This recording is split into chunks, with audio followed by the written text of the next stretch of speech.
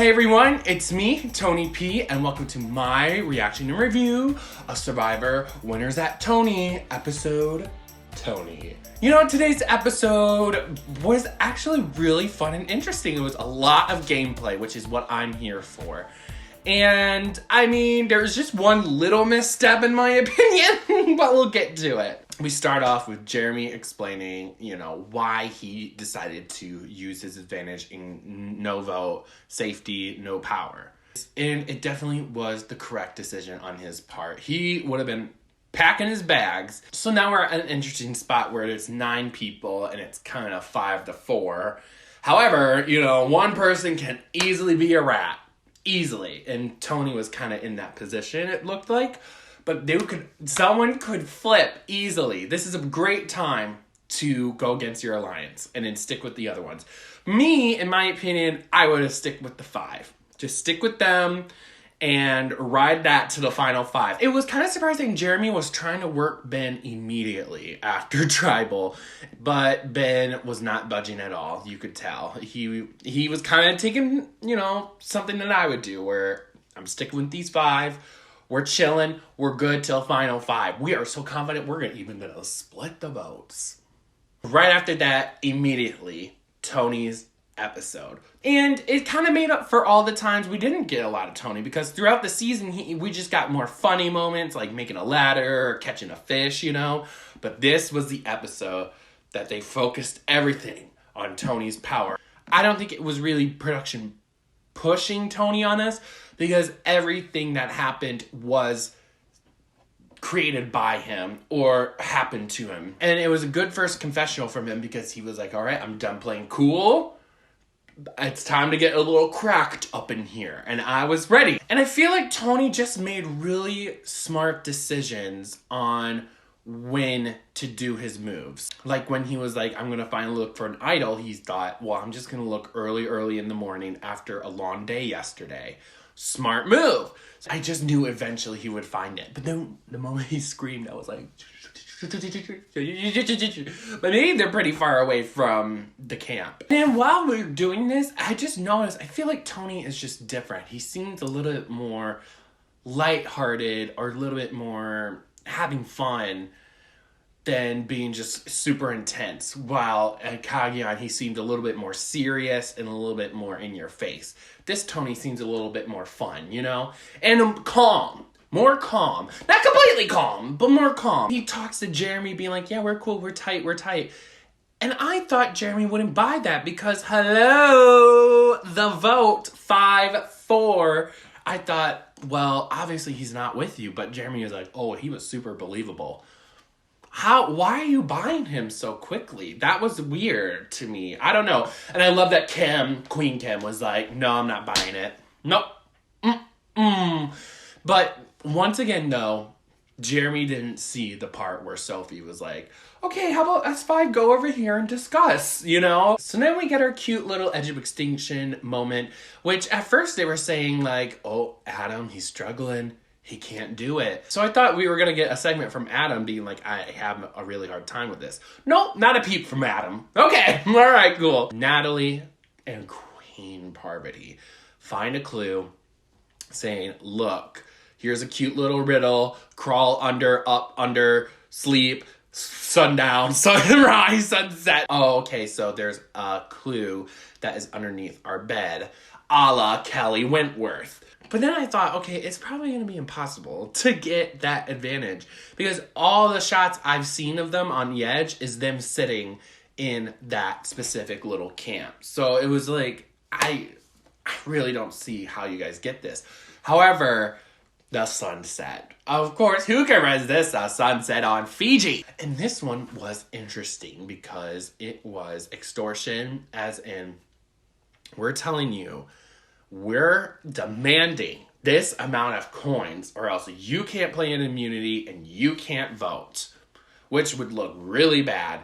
So they demand 6 coins out of this that you must do. I feel like I don't see any of these players being like, no, I'm not going to pay for it. I think I value my tokens more than no shot at immunity and no vote, strip of all my power. So of course they were like, who's chaotic? Let's give it to Tony.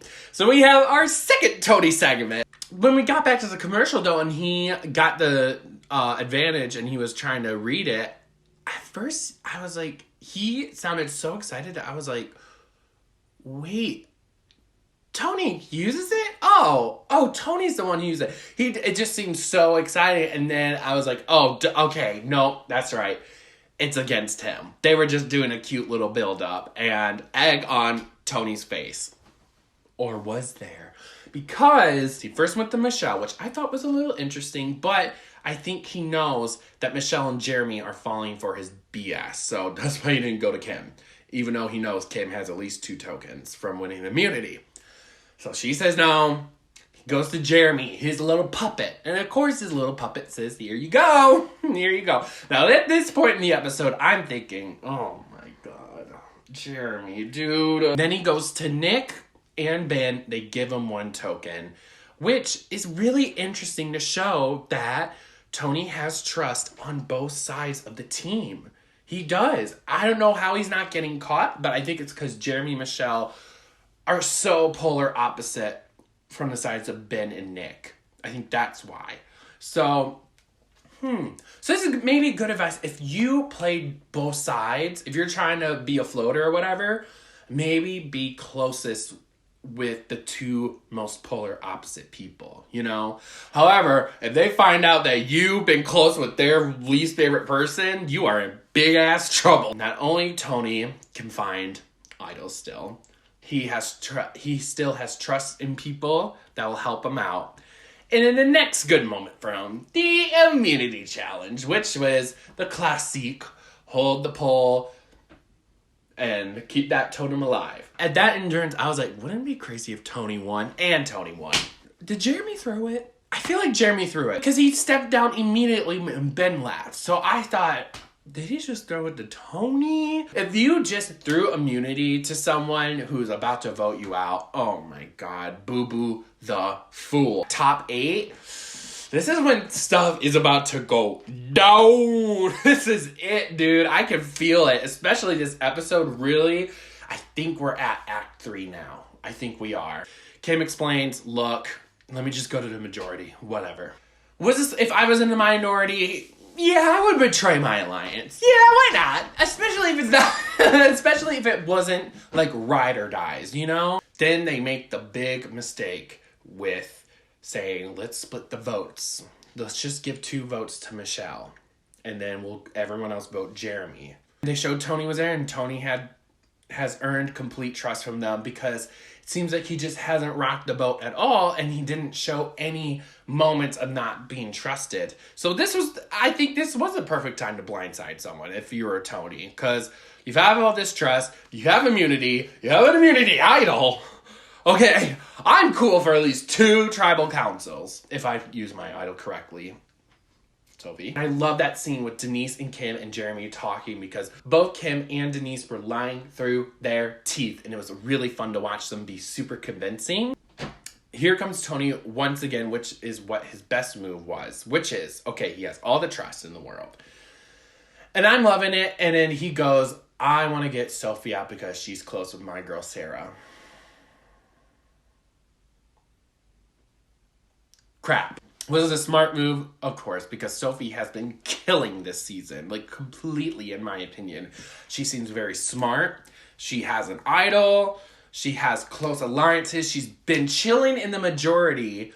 So it just seemed, oh, don't do it to Sophie, please. She's doing so well, and I like her. But I gotta give it to Tony. It was magic watching him get his way this entire episode. Michelle and Jeremy, they're my minions. They're gonna do whatever. They're gullible for some reason towards me.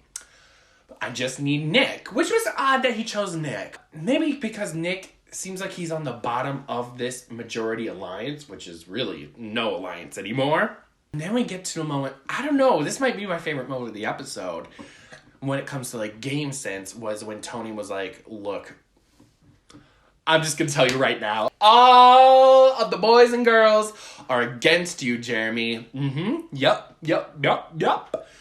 And so Jeremy was just not buying it. So we make it to tribal, and things are definitely up in the air. I feel like I don't know, I feel like these tribals are kind of underwhelming compared to others. Because I feel like tribals, we get new information or we watch cool reactions to people getting new information.